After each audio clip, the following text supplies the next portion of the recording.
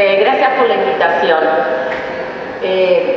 Voy a empezar diciendo lo que dije hace 2 años y pensé que íbamos a tener algún cambio, pero voy a decir exactamente lo mismo. Creo que la ley de inclusión nos ayuda a todos porque en la vida sí convivimos con personas diferentes y somos todos lo mismo. Entonces digo, tenemos que tener una visión distinta de lo que son los niños con determinada discapacidad. ¿No se escuchó? Tenemos que tener una versión igualitaria para todos, pero también reconozco que no se ha avanzado mucho en enseñarle a los docentes cómo atender la inclusión. Y me hago cargo de lo que estoy diciendo porque es un pensamiento que tengo yo, del cual estoy convencida de que si a los docentes se les enseñara cómo intentar tratar la inclusión, sería mucho más fácil para muchísimos de ustedes en la clase. Bien, vamos a iniciar la presentación. Un autista es un trastorno neurobiológico, es decir, que tiene una causa biológica de un desarrollo diferente del sistema nervioso central, en lo cual lo adaptativo social es lo que más tiene alterado, pero a su vez asocia a otro tipo de conductas. Desde el año 2000 ahora estamos viendo un incremento de niños con trastornos del espectro autista que no solamente se han visto en países más desarrollados porque ha mejorado la técnica de diagnóstico, sino porque hay realmente también un aumento real. Si bien la técnica de diagnóstico ha mejorado y estos niños se pueden ver incluso en edades más tempranas, antes se veía a los 3, 4 años, ahora nosotros a partir de los 6, 7 meses podemos saber algunas características que ya llaman la atención. Si bien se ha mejorado en esto, el aumento es real. En esta escala ustedes pueden ver y tienen la prevalencia actual desde el año 2000 al año 2022 es un aumento de un 384%. Como ustedes verán, no es un aumento menor. Y es a eso a lo que estamos abocados, a ver cómo hay muchos más niños con trastornos del espectro autista. Entonces, si antes veían 1 cada 3 o 4 clases, ahora van a ver 3 a 6 por clase. Esa es más o menos la prevalencia actual que podemos estar teniendo. La frecuencia son de 4 varones a 1 nena. En general se mantiene esta frecuencia a nivel mundial. ¿Por qué? Se supone que las mujeres al tener 2 cromosomas X, eso es una parte más de protección. Pero a su vez, las niñas que tienen trastorno del espectro autista sin lenguaje suelen ser mucho más severas que los varones. ¿Qué asocia el autismo? En el autismo, 100% de los niños autistas, hay un tercio de ellos van a tener una discapacidad intelectual, casi 2 tercios van a ver que tiene conductas patológicas y conductas adaptativas muy desajustadas, pero hay un porcentaje de niños que tienen conductas autistas porque en lo adaptativo social no logran interactuar con sus pares ni con los adultos, pero tienen muy alta capacidad intelectual. Si bien son los menos, esos son los que no se han consignado el porcentaje. Y también tenemos niños que no se ha consignado el porcentaje, que están dentro de esos 2 tercios, que asocian patologías psiquiátricas. Estos son los niños más complejos que nosotros vamos a ver para poder tratar, para poder incluir y para evaluar cómo se les puede hacer determinada enseñanza.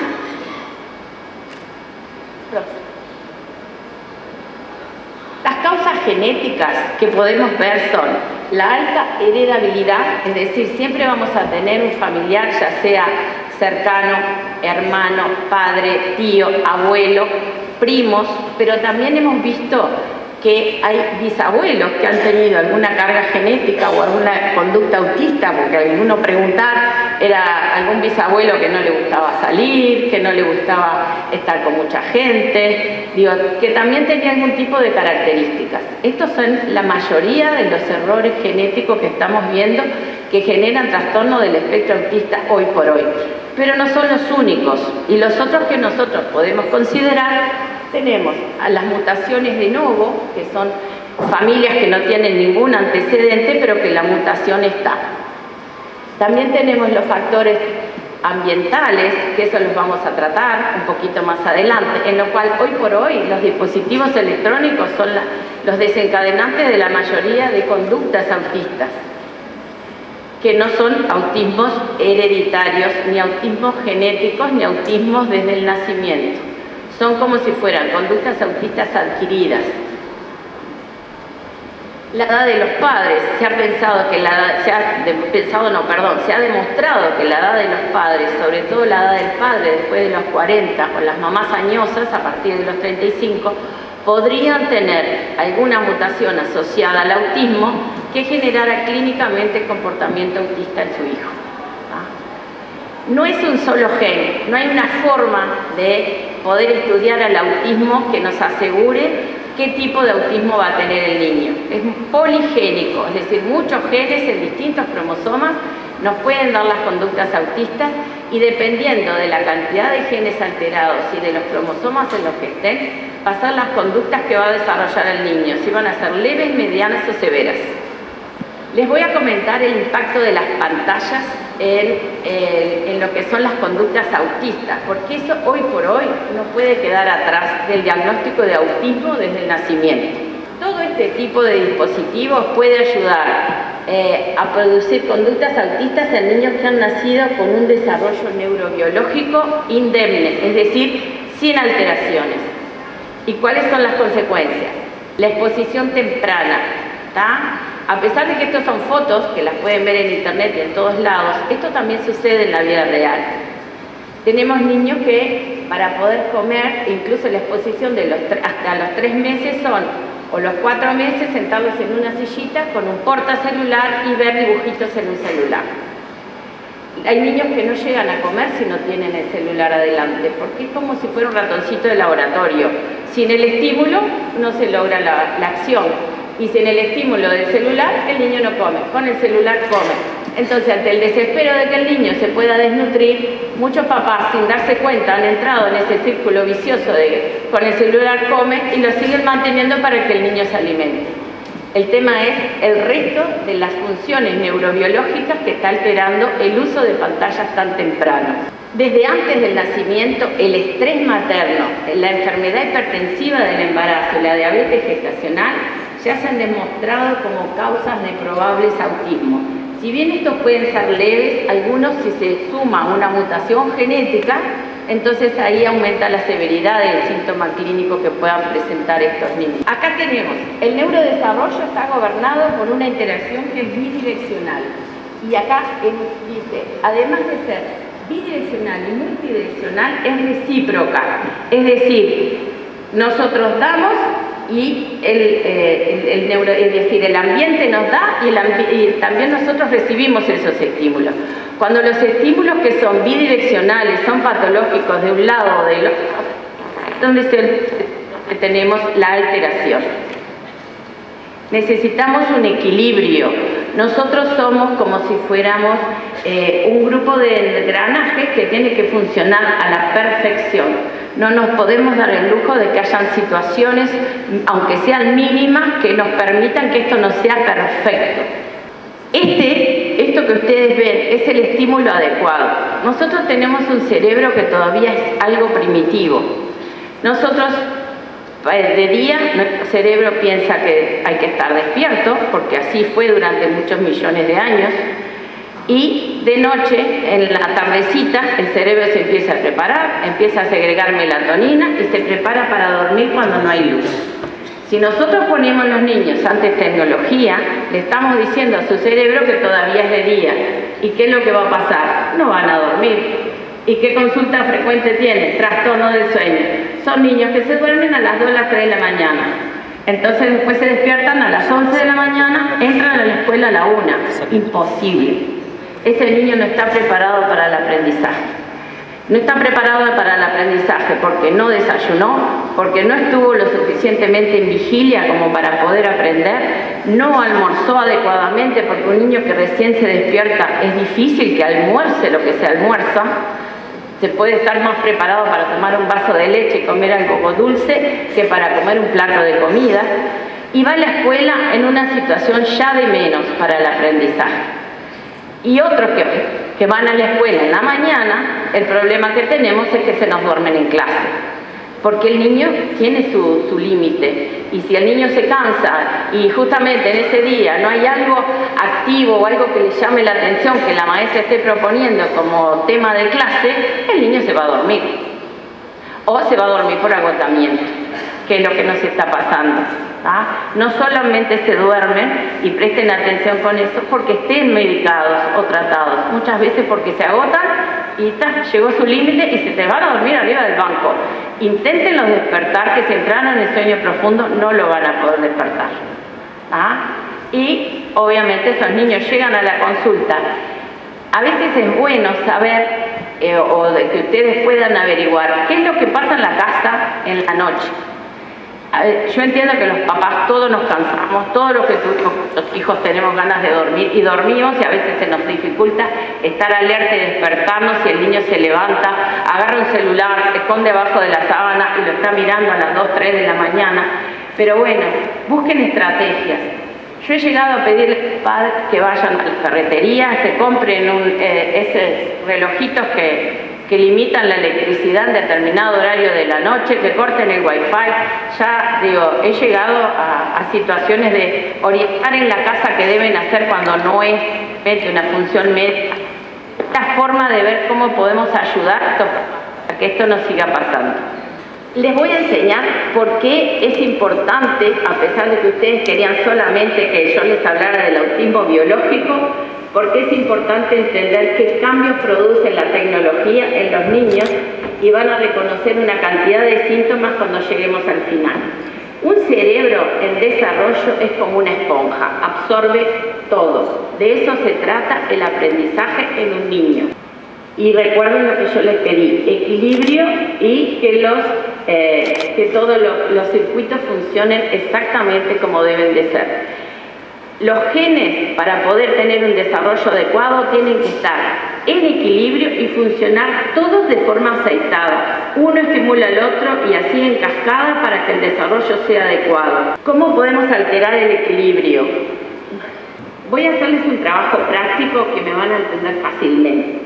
Si yo llevo el cerebro a 200 kilómetros por hora, que es la velocidad televisiva, y cuando hablo de televisiva es frente a cualquier dispositivo, yo lo llevo en un auto a 200 kilómetros por hora y le voy a pedir algo.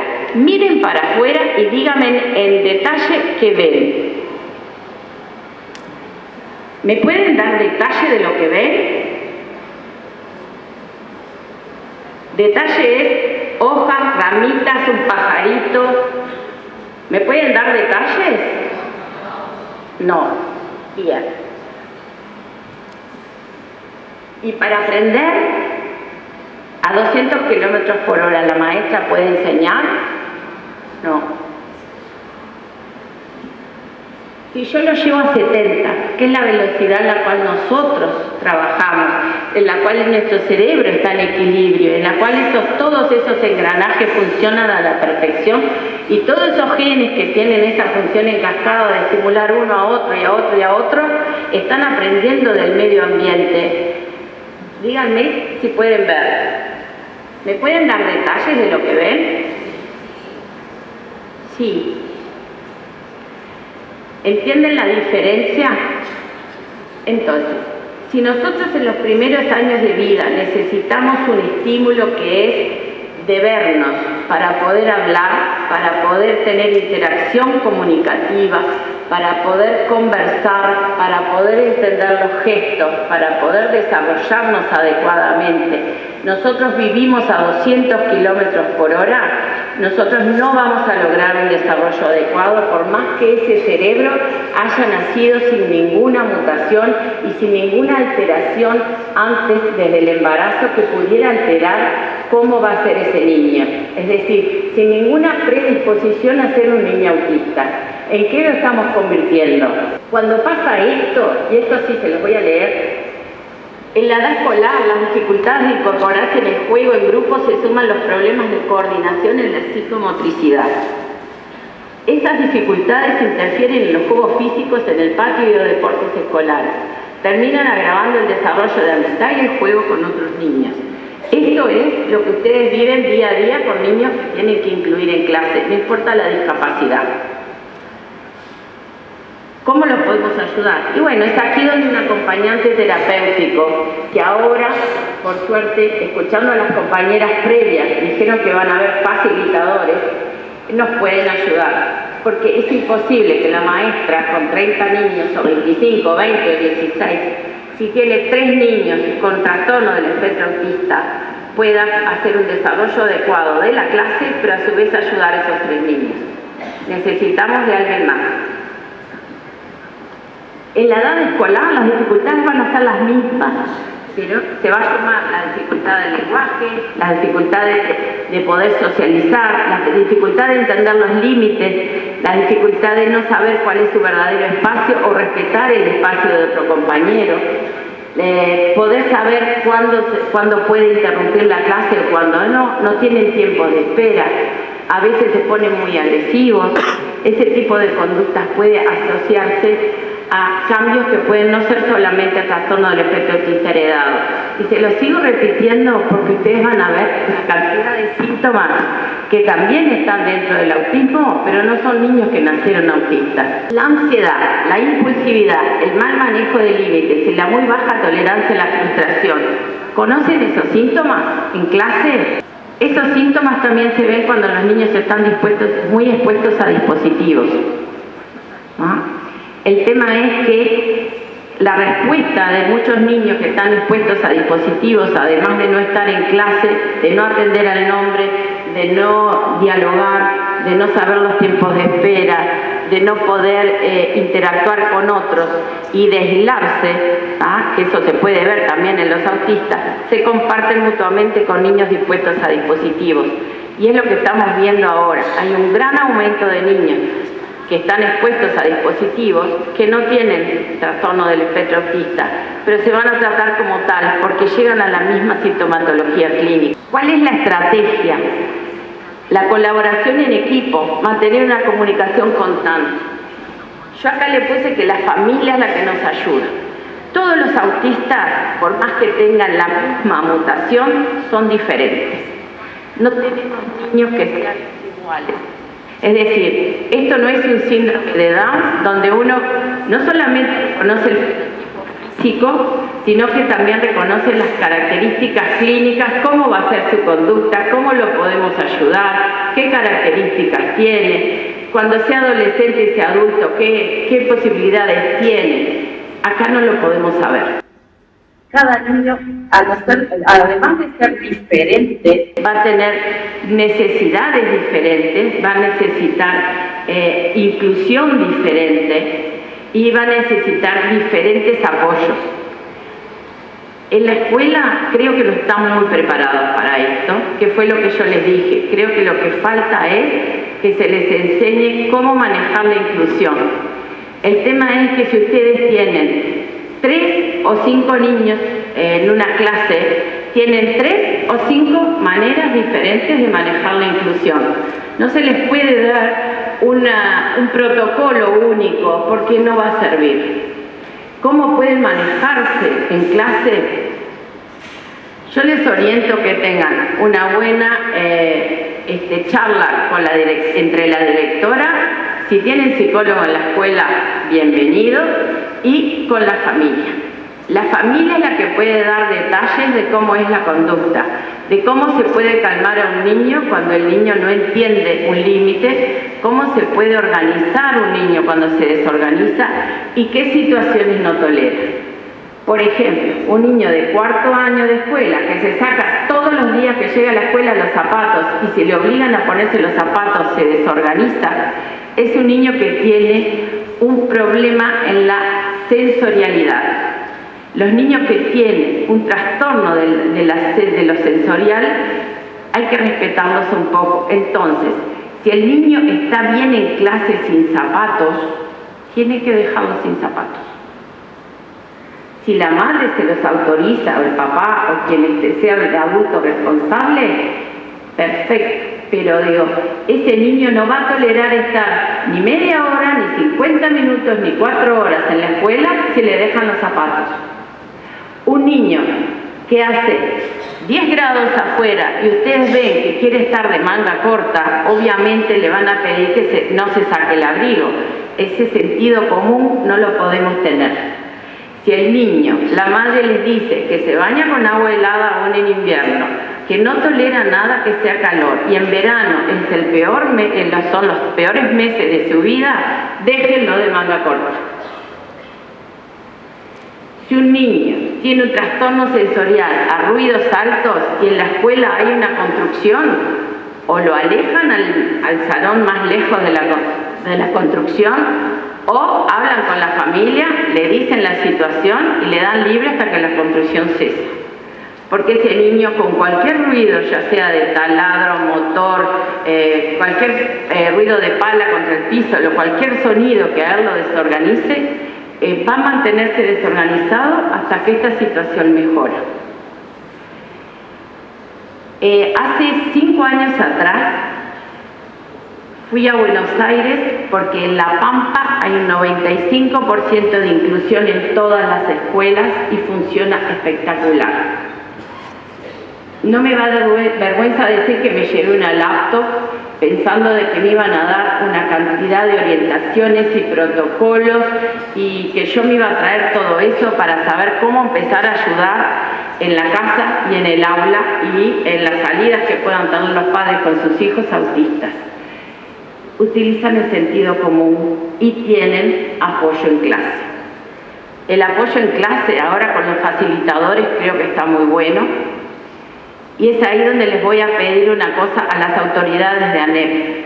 Hagan un plan piloto en Rivera con los facilitadores, hagan salas sensoriales en las escuelas donde hay niños con trastorno de conducta y trastorno del espectro autista, porque es la forma de lograr la inclusión y la contención y evitar la gran violencia que estamos teniendo.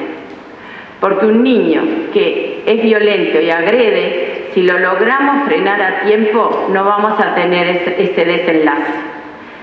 Y esto lo estamos diciendo porque ustedes en la prensa han visto el incremento de violencia que hay en las escuelas. El caso de Melo es un caso reciente, es un caso que nos pone mal a todos porque es un niño, pero bueno, utilizó mal las herramientas de su aprendizaje que se le daban y lo utilizó contra un docente. La falta de respeto hacia los docentes la estamos teniendo incluso muchas veces desde la familia, por el enojo de la maestra que lo deja 1 hora y después se lo tiene que llevar. Yo pienso que si se habla con la familia, se tratan de hacer esos intercambios de que el niño realmente no tolera más de 1 hora, y les reitero que no hay una orden médica que yo pueda hacer una reducción horaria, ni la psiquiatra tampoco. La reducción horaria tiene que ser orientada por los mismos docentes y por la misma institución escolar o liceal, diciendo por qué se debe hacer la reducción horaria. Lo que podemos nosotros es apañar la reducción horaria cuando realmente no puede estar el niño en clase y cómo orientar a determinadas situaciones.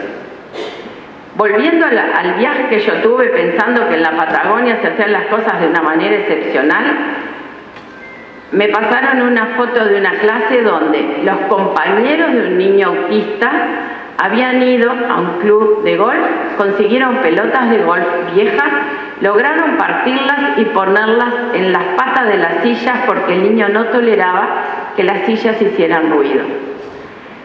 Así de sencillo empezaron a hacer la inclusión. Por lo tanto, así como me llevé la computadora, me la traje sin nada, pero con mucho aprendizaje. Y el aprendizaje es este que les paso. Escuchar a la familia, buscar la forma de que la familia entienda, entender que esa madre, padre o quienes sea, el 95% de las familias son monoparentales porque en general el papá abandona a las familias, ¿tá?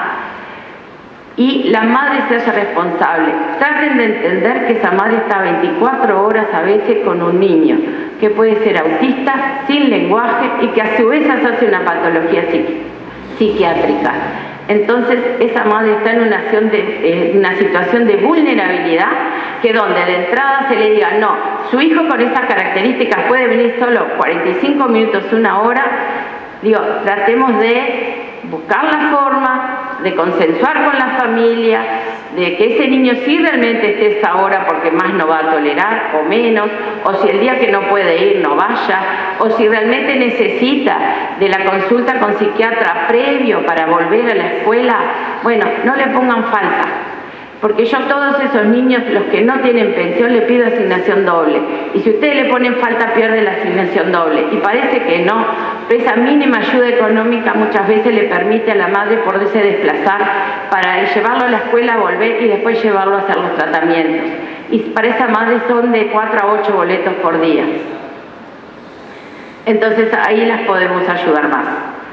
Pero nosotros lo que hacemos en la clínica es escuchar a los padres, buscar la forma más organizada o orientadora de que los papás puedan decirnos qué es lo que está pasando, y eso es a través de un informe que, si ustedes lo piden, nosotros les decimos más o menos cómo ayudar.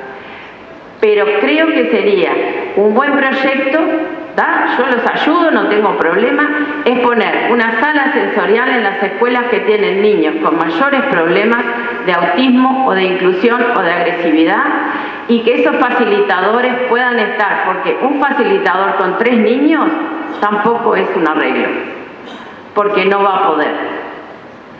Y cuando un niño se escapa, como ha pasado, la responsabilidad siempre sigue siendo de la escuela. Tenemos niños que se han escapado de la escuela, tenemos niños que se suben al techo, tenemos niños que se suben a los árboles, y ustedes como docentes son los responsables de esos niños dentro del local escolar. Entonces, para no llegar a situaciones límites, creo que tenemos que buscar la forma de resolverlo. Eso mismo, todo lo que le hablé es el resumen de esto. Las familias pueden tener muchas estrategias que ayuden a la inclusión, y no solo pasan por la parte médica. La parte médica lo que puede hacer es organizar cómo pueden ustedes implementar esas estrategias, si lo pueden hacer en la escuela. Pero créanme que con 3 niños autistas en una clase es difícil. Y la otra es, hay muchos maestros que tienen una predisposición especial a trabajar con niños de inclusión. Y también hay maestros que tienen niños con discapacidad y que tienen niños autistas. No les pongan todos los niños a eso, porque estos papás, además de ser docentes, viven 24 horas una realidad que a la mayoría no nos gusta. Pero como compañeros y docentes y como ANEP, creo que los tenemos que ayudar. No ponerle más niños porque sí sabe qué hacer, o ponerle más niños con discapacidad porque sí sabe cómo tratar, porque en realidad esa tampoco es su tarea cuando va a la escuela. Su tarea es ser maestra y tener la misma inclusión que tienen todos. Eso es una realidad que me parece que tendrían que considerar. ¿Qué podemos hacer en la escuela? Lo que se conocen como agendas visuales. Es decir, facilitando con flechas. Por ejemplo, las flechas verdes son para entrar de la escuela al salón, siguiendo por la escuela, la entrada, la pared, la puerta del salón. Las flechas rojas son para lugares donde no se puede ir. Flechas de otro color para la salida.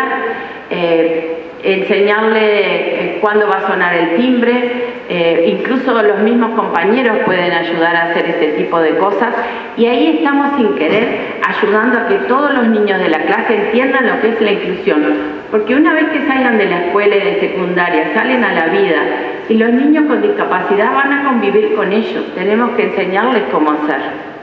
Y creo que es mucho más natural, los niños son mucho más naturales, mucho más abiertos, y nos enseñan mucho más de lo que nosotros mismos podemos darles como adultos a estos niños.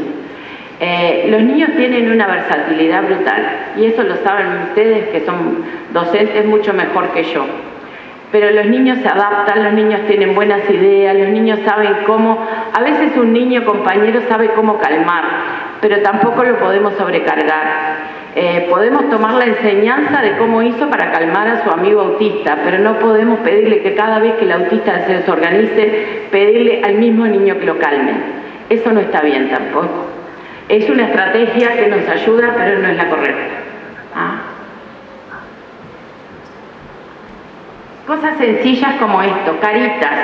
de feliz cuando las cosas están bien, de feo cuando las cosas están mal, como para que yo vaya reconociendo qué actitudes están bien y qué actitudes están mal. Y la otra es lo que yo les proponía, la reducción de estímulos. Hay niños que no toleran, que tienen su trastorno sensorial, por eso la propuesta de que a lo mejor una sala sensorial o una sala de psicomotricidad con algo de sensorial podría ayudar ingresando a las escuelas. Creo que sería una buena cosa porque ahí es donde los niños se suelen calmar. Incluso en las salas de psicomotricidad se pueden poner hamacas. A veces las hamacas colgantes logran que el niño con el balanceo y el abrazo que le hace la hamaca colgante se puedan calmar cuando realmente no saben cómo organizarse. Porque si cada vez que un niño se desajusta o se desorganiza llaman al padre, lo va a hacer para que llamen al padre. Si un niño se desajusta o se desorganiza, llaman a la móvil, realmente lo están poniendo en una situación muchísimo peor. Entonces, los próximos días van a ser los peores días en la escuela, en su casa y en todos lados. Entonces, los sobreestímulos es lo que uno tiene que tratar de inhibir y poder controlar en clase, que no es fácil, pero bueno, pienso que utilizando estrategias a veces mínimas. Digo, no le puedo pedir a un docente que tiene 35 niños que cuando un niño se acaba de desajustar o desorganizar en la conducta, salga al patio a que se calme, porque le quedan 34 en clase. Sino cuando llega me imagino que deben de estar saltando arriba de los bancos, tirando de todo y son niños. ¿Ah? Entonces me parece que estaría bueno poder buscar algo intermedio que nos pueda ayudar a todos como grupo y que pueda aliviar a nosotros que somos los clínicos, porque realmente digo, estamos recibiendo más quejas a veces de la escuela que soluciones. Y no es que las madres se enojen con las maestras o se enojan con el sistema. Se enojan con el sistema de cuidados porque ya vieron el atraso que hay y son madres que están 24 por 24, 365 días del año. Y creo que eso también nosotros lo tenemos que contabilizar. ¿Tá? Son madres que están agotadas, muchas de ellas. Vamos a ver mucho más aumento de niños con conductas autistas, con conductas agresivas, con muy baja tolerancia a la frustración, con respuestas excesivamente agresivas. Esto recién empieza. Me encantaría decir que no, pero recién empieza. En 2 años quizá esta misma exposición vaya a ser mucho más trágica de lo que les puedo decir hoy, pero pienso que si trabajamos no solamente con los padres, trabajar en comunidad, buscar la forma de hacer talleres, buscar la forma de ayudarnos entre todos, puede ser que estos niños pudieran estar bien integrados y que nos puedan ayudar a que pasen por la escuela con un poco más de respuestas, porque digo, no es tan fácil. El tener el diagnóstico de autismo no significa que lo inhabilite para ir a la escuela, porque muchas veces pueden ser niños que no tienen lenguaje, pero que no tienen conductas agresivas. Si una madre les dice que al niño sí le gusta ponerse la túnica para ir a la escuela, ese está preparado para ir a la escuela. Tenemos que ver cuál es el de comportamiento y evaluar cuando el niño se desorganiza o se desajusta la conducta en clase, cuál fue el desencadenante. Si el desencadenante es que el compañero de adelante siempre se para, pónganlo más adelante. Vieron que lo que les estoy dando son cosas no les puedo decir sentido común porque acá no se puede trabajar el sentido común porque el niño a lo mejor un día le molestó el compañero que estaba adelante, a lo mejor el otro día le molestó que a alguien se le cayó una goma, cosa que puede pasar todo el tiempo.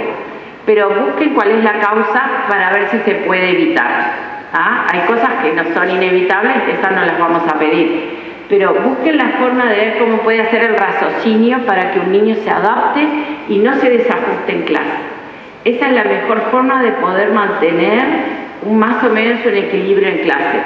Si el niño ya viene mal de entrada, entonces sería bueno hablar con la directora, hablar con la mamá y decirle, bueno, hoy no es un buen día, nosotros no sé si vamos a poder estar acá, si usted se quiere quedar un ratito, quédese, lo entramos a la clase y si vemos que esto no funciona, le vamos a pedir que lo lleve. Que la madre se sienta que realmente la estamos entendiendo y que sí vamos a permitir que el niño venga, pero si ese es un mal día, no podemos exponer a todo el grupo. porque muchos de estos niños son de gran talla y de gran tamaño, y por más flaquito que sea, tienen muchísima fuerza, y ustedes no pueden tampoco exponer al resto de los compañeros a situaciones violentas que no van a poder manejar. Y nosotros como adultos muchas veces intentamos manejarlo, pero a veces no se puede. Entonces digo, a veces el dejar marcas en un niño o lo que sea puede también ser un problema para ustedes. La otra es, tienen que tener en cuenta lo que hoy por hoy pasa con los dispositivos electrónicos. Las tablets también pueden filmar, y una filmación recortada en internet con la cara del maestro o maestra no es nada bueno. Y esto se lo digo porque a veces uno puede tener muy buena intención, pero puede terminar mal. Entonces tiene que tener demasiadas cosas muy alertas en el aula para que estas cosas tampoco pasen. Porque los niños son de filmar, de mostrar y terminan en internet. Y el problema después lo tienen ustedes, cuando realmente no lo crearon ustedes. Entonces algo que también creo que van a tener que empezar a tener en cuenta. Los niños a partir del tercer año manejan muy bien todo lo que es el sistema de computación, y realmente puede llegar a ser algo más problemático que solucionable. Una cosa importante en los cambios escolares es esto que yo les puse en mayúscula, que es la anticipación. Si ustedes logran si ustedes tienen que hacer un cambio de situación, por ejemplo, si a un autista le dijeron, mañana vamos a jugar en el patio, en el recreo, a tal cosa con los compañeros, pero ¿qué pasa si mañana está lloviendo torrencial? No vamos a poder. Entonces, no den solo una explicación, den 2 o 3 motivos. Por ejemplo, mañana si hay sol y no llueve, vamos a ir al patio, pero si no, vamos a pintar, si no, vamos a hacer tal cosa. Den más posibilidades, hablan ese abanico para que no sea una única opción. Y ante los cambios tienen que hacer lo que se llama anticipación. Si el docente al otro día sabe que no va a venir y ese niño solamente se adapta a ese único docente, tienen que avisarle a la madre para que no lo lleve a la escuela. Porque si no, ese niño no solamente que no va a entrar, sino que si llega a entrar se puede desorganizar mucho y la actitud va a ser violenta. Entonces tenemos que evitarlo. Todas estas cosas sencillas son las que hacen que estos niños se puedan incluir con más facilidad. No estoy diciendo que vaya a ser fácil y que vaya a ser súper rápido, pero son estrategias que nosotros tenemos que buscar para cuidar al niño, pero también para cuidarnos a nosotros. Porque no solamente en clase, también nos tenemos que cuidar nosotros en la consulta. No se desorganizan solo en la escuela, se desorganizan en todos lados. ¿Qué tal, doctora María? Buenas días, madre. Teniendo en cuenta lo que usted comentaba hace unos instantes de su viaje que hizo a Argentina y que pudo ver más que un aprendizaje técnico, sentido común, he visto en varias experiencias en Chile, en España, donde han empezado a adoptar un programa que lo llaman, no recuerdo bien ahora el nombre, pero juntos pero separados, ¿no?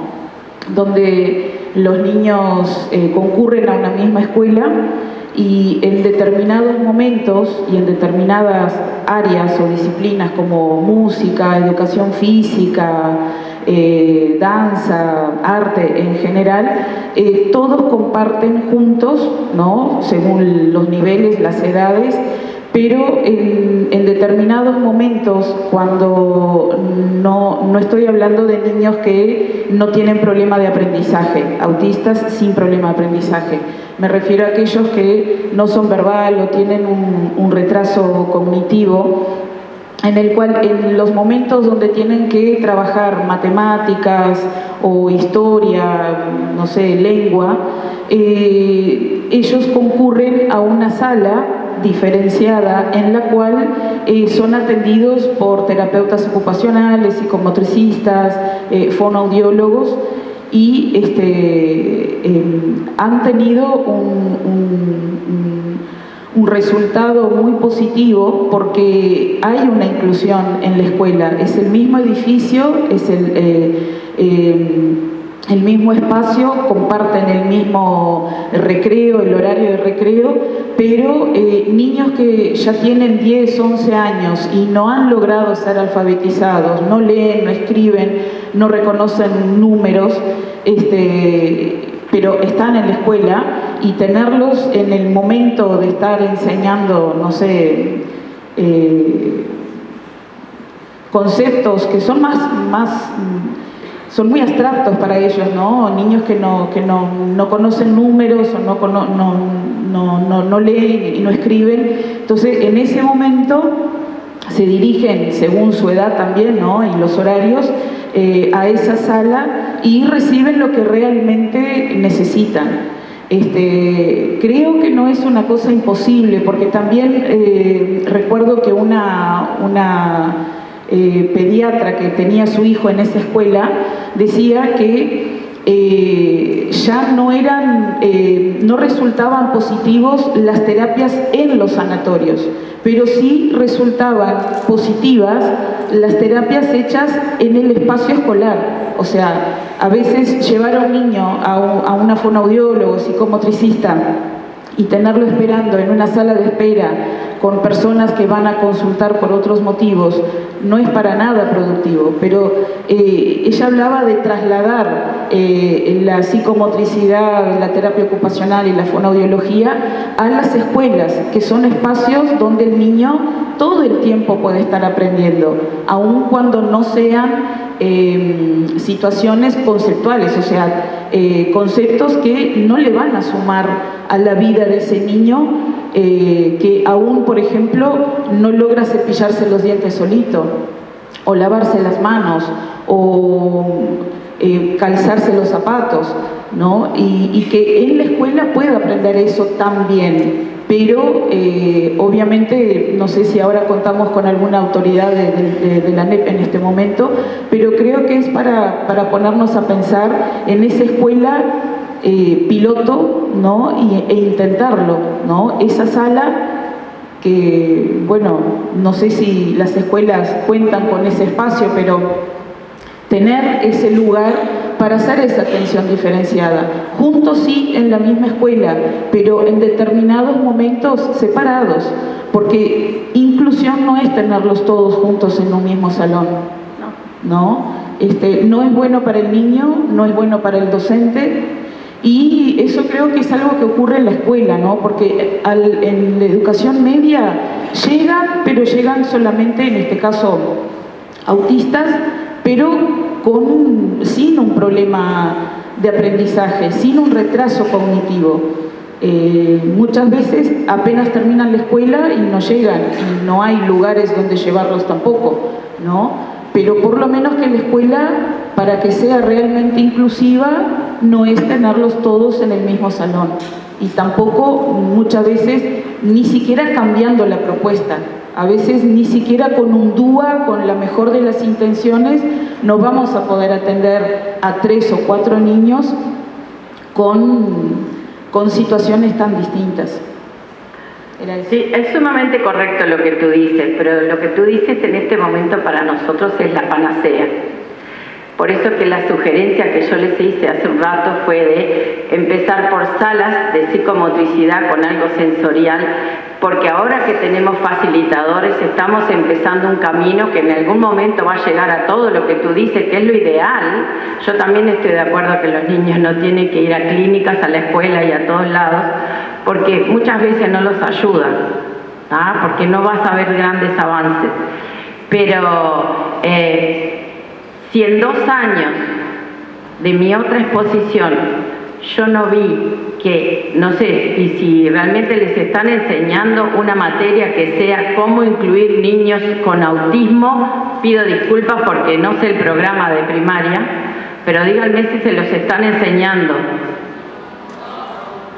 Si en 2 años no logramos eso, que es dar herramientas a los docentes para poder manejarse.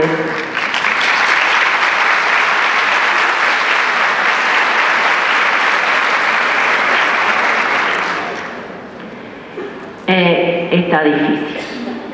Y con el aplauso me dieron a entender que estamos en una situación difícil. Entonces digo, vamos a empezar por lo básico para después dar grandes pasos.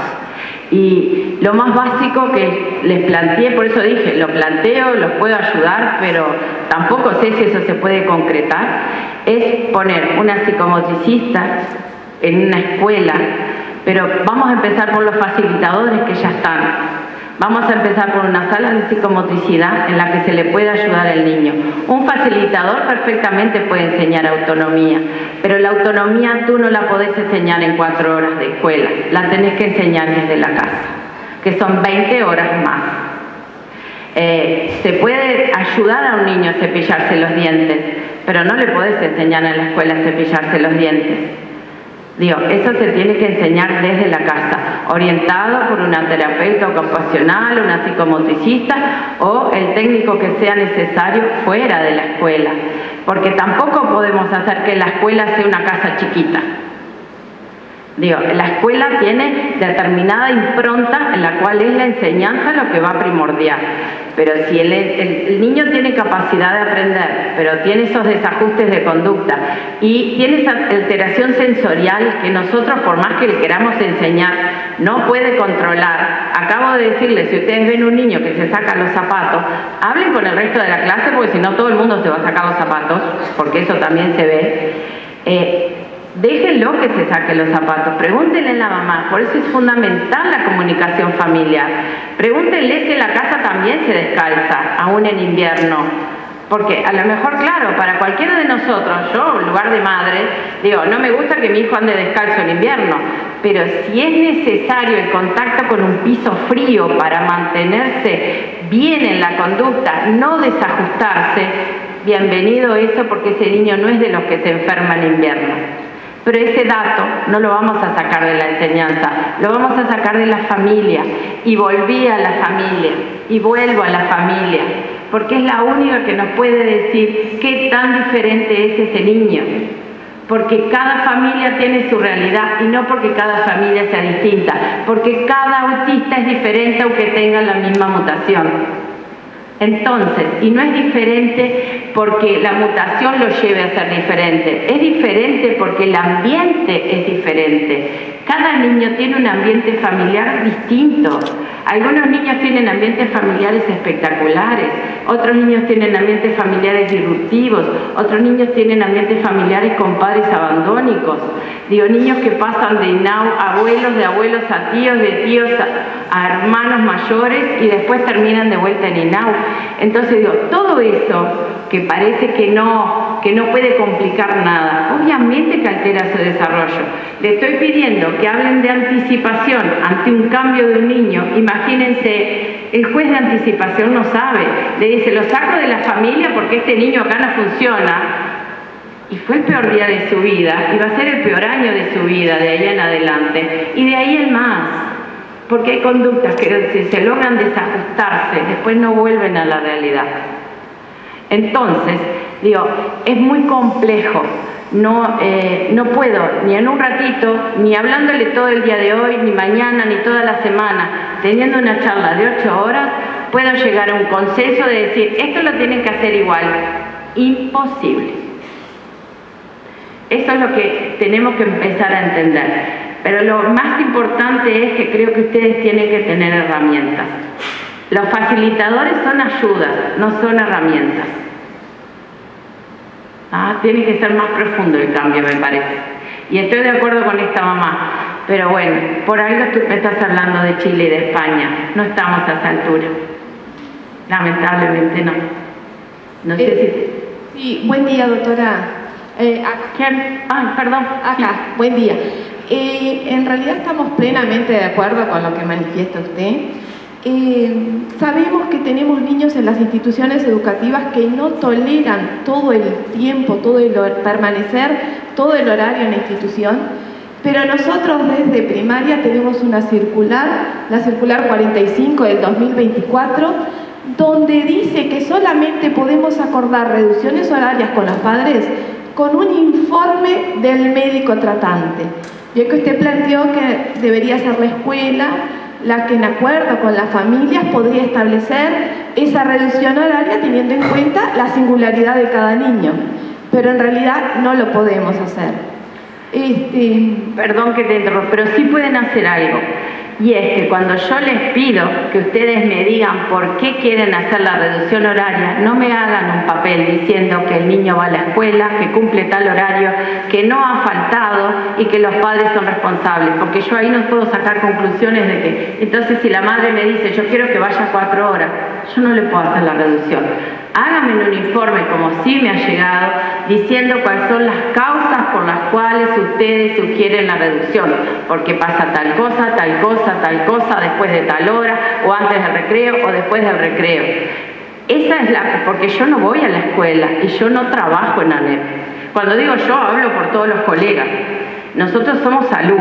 Entonces, si ustedes no me dicen la causa, yo tampoco puedo actuar. Es más, muchas veces ustedes necesitan del diagnóstico. Si el padre no me permite dar el diagnóstico, no lo puedo dar. En realidad es bueno que lo pueda aclarar porque nosotros necesitamos a los especialistas para poder llegar a determinados acuerdos con las familias, porque muchas veces las reducciones horarias, las familias tampoco son,